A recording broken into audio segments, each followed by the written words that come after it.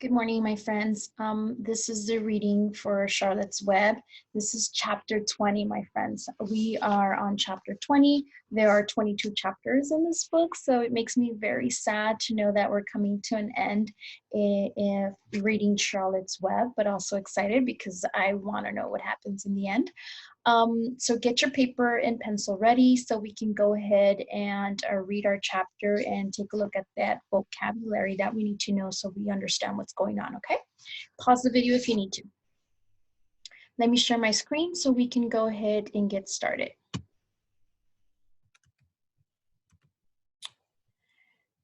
So this is the vocabulary that I pulled out of our chapter 20.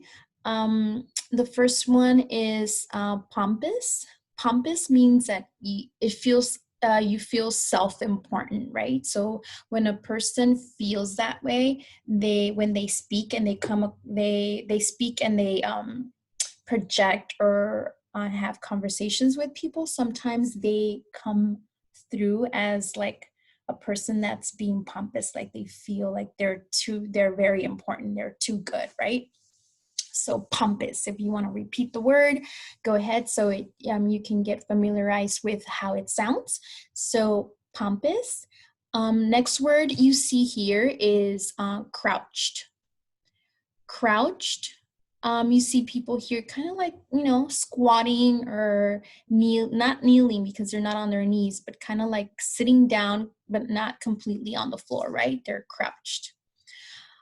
Triumph. Triumph means you succeeded. You did something awesome and amazing. So triumph is something that you set out to do and you accomplished it. Okay, triumph. Bowed. Bowed is a person when you kind of tilt your head or when you bow to someone, that means you're in agreeance or it can be a couple of, or it depends on where you do it, right? Or it can mean multiple things, but bowing is a sign of respect and you would say honor, right? Knelt. Knelt is when you get on your knees, right? You're kneeling. That's what knelt means. Running board. Running board is the side of a car or a truck. Mostly trucks have this where you can like an extra step or a stepper to step onto so you can get into the truck or the car. So that's a running board. You'll hear that in the chapter. Sundry. You would think it would be pronounced sundry, right? But it's sundry. Sundry means various kinds of several things, like several different ways of doing something or various kinds of something, okay? Phenomenon, it means something that occurs, but it is questioned. Like you're like, what? That is strange, right? Like in the story, everyone thinks that how is the spider writing these beautiful or these words in such a beautiful way or weaving them into her web, right? That for everyone, that's a phenomenon, right? Because they're like, how does she know, or how does the spider know how to spell or write? So that's a phenomenon, right? Something that you can't really explain or that you question. Supernatural forces, forces that are not natural. So again, back to the spider, where like this is a supernatural thing that's happening, like it's unexplainable, right? Like you can't explain it. Okay, our next slide, whence. Whence is from what place or what source, like where did this come from, right? From what place, whence. Unconscious is like pretty much passing out. Obviously you're not dead, but you pass out, like you faint, right? Unconscious is when you're not in 100%, like in your full sense of being awake. Bellowed is when you speak or you yell or you say something super quick and super loud. Okay. Ails is trouble in mind or body. So ails is like, what's an example would be like, what ails you? You would say, what's troubling you, right? What ails you? And meekly means quiet and gentle. So it's a way of speaking, you would say, like meekly, quiet and gentle manner. Like when you say something in a meekly way, it's just quiet and gentle. So he was so meekly when he spoke, right? Okay, or as he spoke. All right, my friends, let's get started with our read aloud. I'm gonna go ahead and stop sharing and let's listen into chapter 20. So here we go. Remember, let me remind you what happened on the previous chapter. We know that Wilbur is at this fair, right? He's there and he thinks he's gonna win. Charlotte and everyone at the farm believe that he's going to get the prize. Mr. Zuckerman believes that he's going to get the prize, right? So let's find out what happens. We already know that Uncle, the other pig, has a big blue ribbon at his pen, pretty much saying that he's won already, right? So let's see what happens. In the last chapter, at the end of the chapter, there's a huge announcement asking Mr. Zuckerman to bring his pig to the judge's booth, right? So let's see what happens then. Special announcement, said the loudspeaker in a pompous voice. The management of the fair takes great pleasure in presenting Mr. Homer L. Zuckerman and his famous pig. Truck bearing this extraordinary animal is now approaching the infield. Kindly stand back and give the truck room to proceed.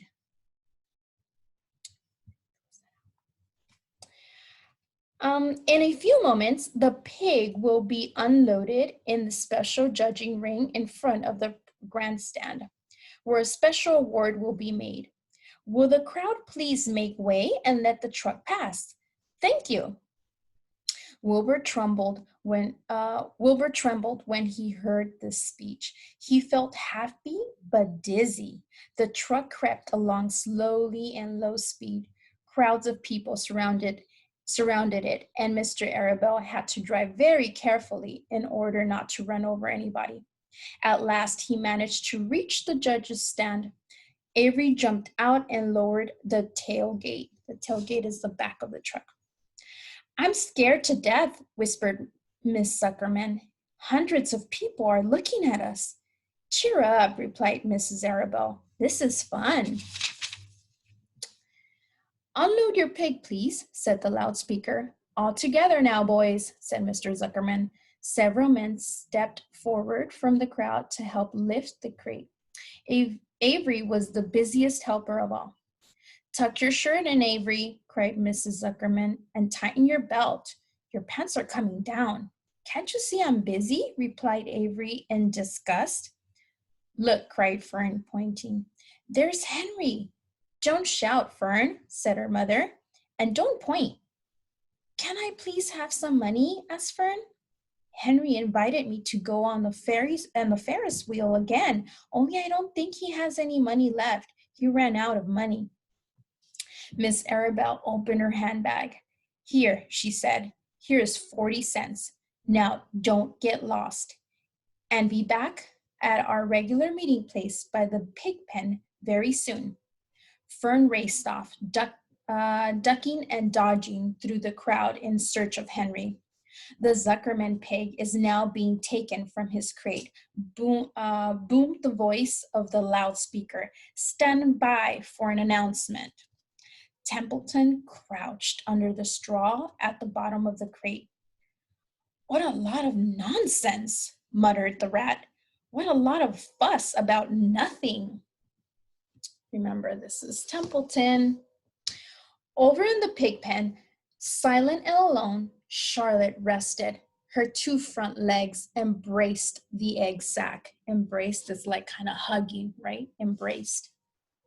Charlotte could hear everything that was said on the loudspeaker. The words gave her courage. This was her hour of triumph.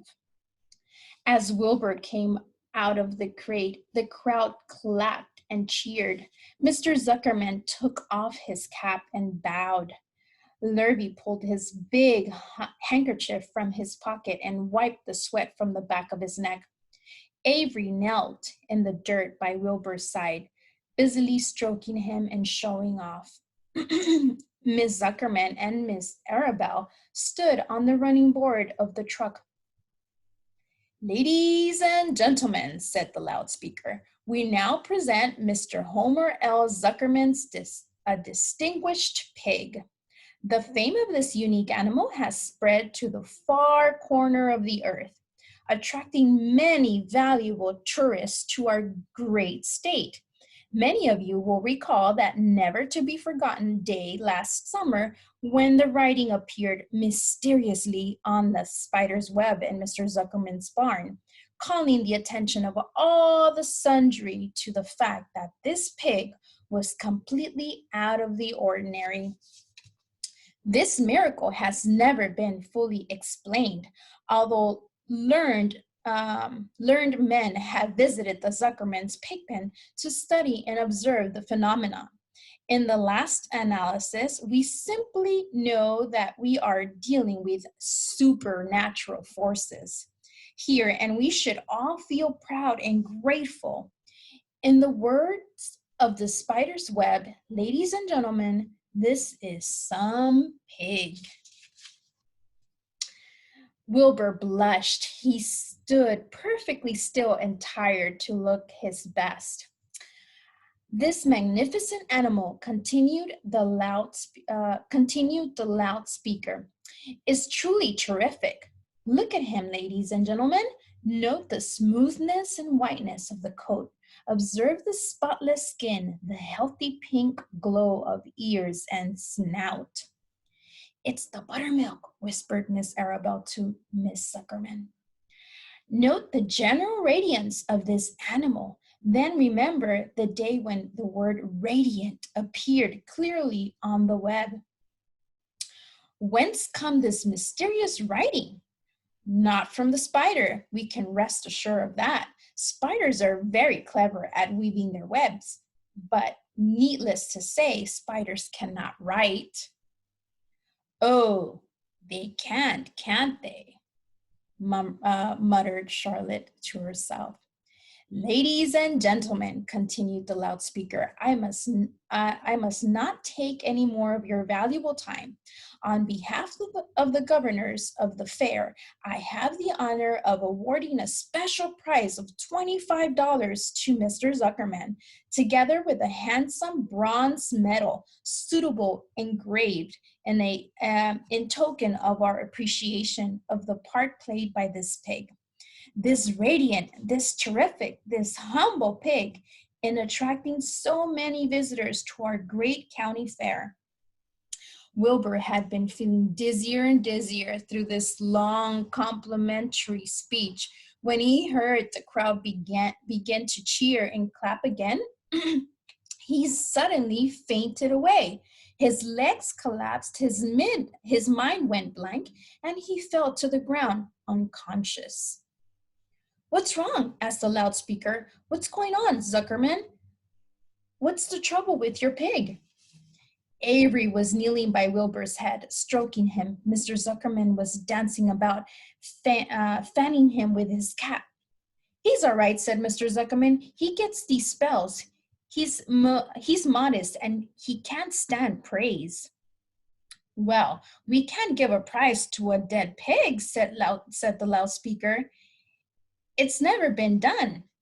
"He isn't dead," hollered Zuckerman. "He's fainted. He gets embarrassed easily. Run for some water, Lurvy." Lurvy sprang from the judge's ring and disappeared. Templeton poked his head from the straw. He noticed that the end of Wilbur's tail was within reach. Templeton grinned. "I'll tend to this," he chuckled. He took Wilbur's tail in his mouth and bit it just as hard as he could bite. The pain revived Wilbur. In a flash, he was back on his feet. "Ouch!" he screamed. "Hooray!" yelled the crowd. He's up! The pig's up! Good work, Zuckerman. That's some pig." Everyone was delighted. Mr. Zuckerman was the most pleased of all. He sighed with relief. Nobody had seen Templeton. The rat had done his work well.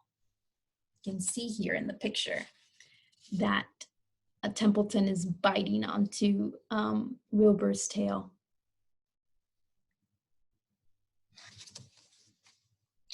And now one of the judges climbed into the ring with the prize. He handed Mr. Zuckerman two $10 bills and a $5 bill. Then he tied the medal around Wilbur's neck. Then he shook hands with Mr. Zuckerman. While Wilbur blushed, Avery put out his hand and the judge shook hands with him too. The crowd cheered. A photographer took Wilbur's picture. A great feeling of happiness swept over Zuckerman and the Arabelles. This was the greatest moment in Mr. Zuckerman's life. It is deeply satisfying to win a prize in front of a lot of people. Here's a picture of them winning the prize. Oops. Wilbur with his medal.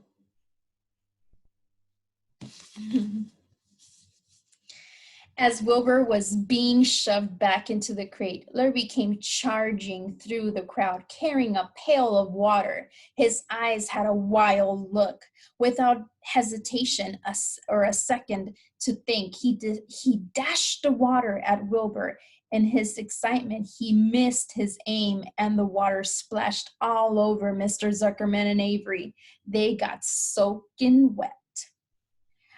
For goodness sake, bellowed Mr. Zuckerman, who was really drenched. What ails you, Lurvy? Can't you see the pig is all right? You asked for water, said Lurvy meekly. I didn't ask for a shower bath, said Mr. Zuckerman. The crowd roared with laughter. Finally, Mr. Zuckerman had to laugh too.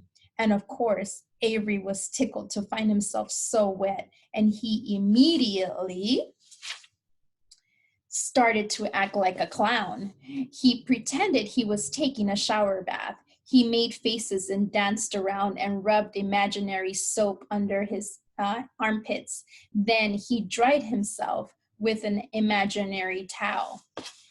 Avery, stop it, cried his mother. Stop showing off. But the crowd loved it. Avery heard nothing but the applause. He liked being a clown in the ring with everybody watching in front of a grandstand.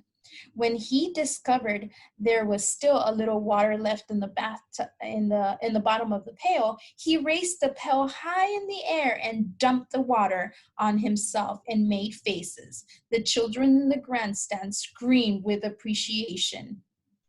At last, things calmed down. Wilbur was loaded into the truck. Avery was let from the ring by his mother and placed on the seat of the truck to dry off. The truck driven by Mr. Arabelle crawled slowly back to the pig pen. Avery's wet trousers made a big wet spot on the seat. That's the end of the chapter, my friends. So we see what's going on, right? Wilbur actually got a nice award as well. He got a medal, not a ribbon. So I would say that that's more valuable, right? It's better than just getting a ribbon. And also they got $25. $25 right now to us maybe doesn't seem like a lot of money, but this is a story that was told many years ago. So $25 many years ago was a lot of money. So let's look at our slides. I'm going to share our slide and so here we go. Let's look at what we are going to predict. Or in this one, actually, I have what inference can we make now about Templeton? So remember that Templeton has been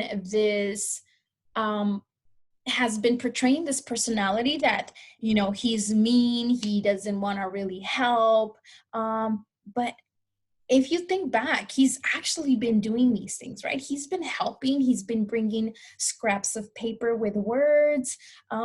And now he did something incredible, although it seemed like he was still doing it kind of out of like being mischievous, right? Like he grinned, he goes, I'll take care of this, I'll make sure he wakes up. And it seemed like he was happy to do it because he was going to cause a little bit of pain towards Wilbur. But it makes me think that Templeton could have just said, whatever, you know, I don't care if he doesn't wake up, I don't care if he doesn't get this award. But him thinking, I think deep inside, he cares for Wilbur and he wanted him to get this award. So what did he do? He bit on his tail, right? So that Wilbur can snap out of it and jump up and receive his award. So what inference can we make now about Templeton? So we can infer, maybe we can say Templeton has shown that he's showing that I would say that he's changing, right? That he is, why is it? Shown that he is changing, I would say. I believe he truly cares for Wilbur. Him biting on his tail. Gosh, my spelling, sorry.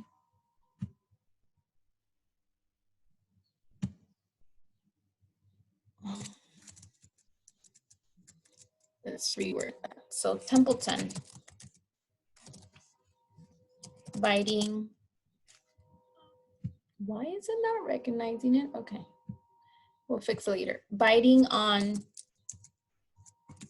Wilbur's tail shows that he wanted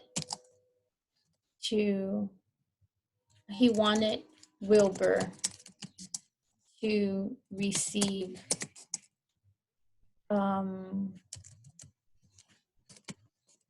the medal.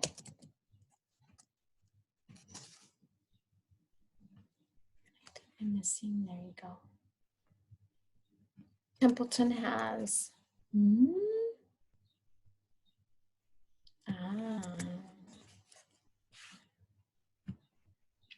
there it is. Templeton has showed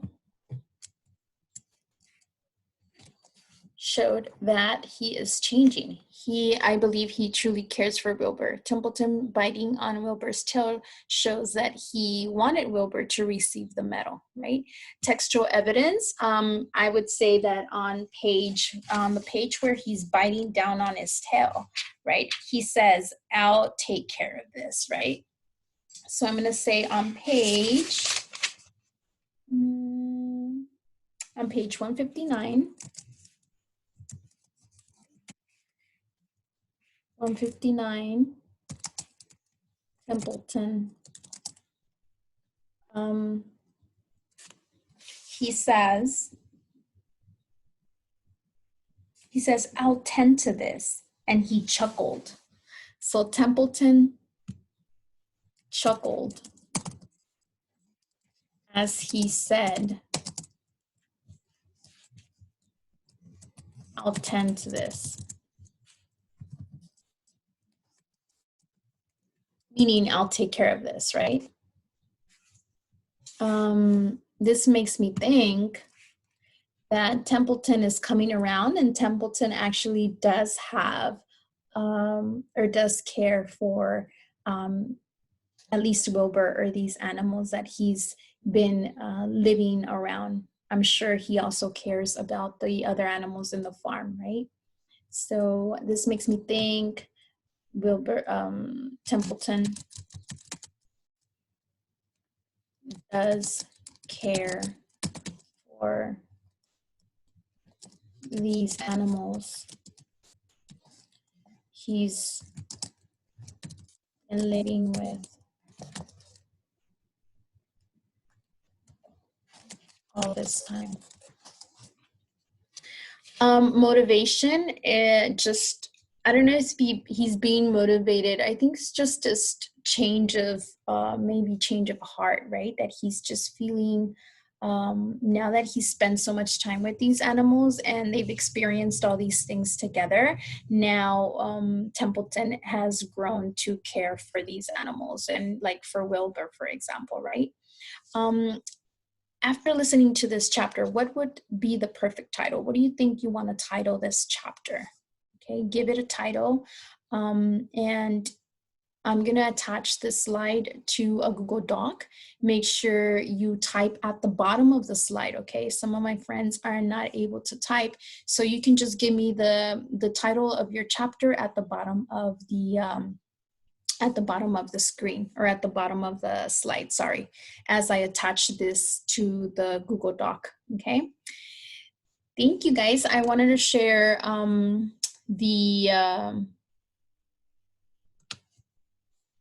this is my summary, and I drew a picture of the rat, or Templeton, biting down onto Wilbur's tail. I wrote out my summary. I want you to write your summary. I'm not going to read it to you because I don't want this video to be super long, but if you get a chance, go ahead and read it. You can pause the video and read that, that summary that I have. So yeah, also your summary, you can go ahead and type it onto that document as well. Thank you, my friends. I hope you're enjoying the book. And again, we only have a couple of more chapters before it's over. So I want you also to think of your predictions. Think about, what do you think is going to happen at the end, okay? All right, my friends, see you on the next Read Aloud.